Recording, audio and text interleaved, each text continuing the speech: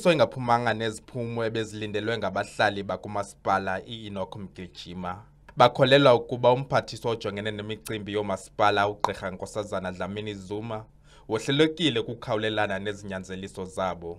Ngoku bathi ayikho enye indlela ngaphandle kokuqalisa ugwayimbo futhi. Andikwazi uthembisa ngento bana uvala ngxi lawuba nocwangco. Sizamile ukuthethisana nabo besiqalile ku local mayor saya eprovincini uminister uMEC ebelapha uMama Nkosazana wathi ke uzawuzama indlela bamakenza into bana lento ibe nempumelelo. Asithembisi ke into bana kuyawuba khona ucwangco kodwa sizawuzama lube khona ucwangco, but as long babengekasinikile into ifunekayo sawuqhubekeka ne-shutdown. Takumbisile ke into yokubana atsho naye into kokubana uzomamela njengendlebe uzowudibanisa ireport yakhe neka MEC emveni koko agqithise inkcukacha kupresident into kokubana kuzowuthini na. Ukanti yena umphathiswa uthi izandla zakhe zibotshelelwe kulomba. What I will do, I will present a memorandum to cabinet with what you have said.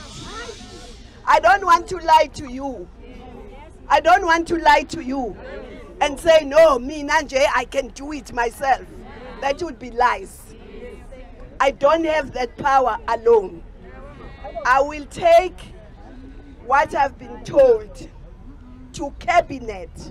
Kulindeleke icabinet ishukuxa imiba zalo masipala kwiveki ezayo. Abongile Yankees kwiindaba ze SABC kuKomani.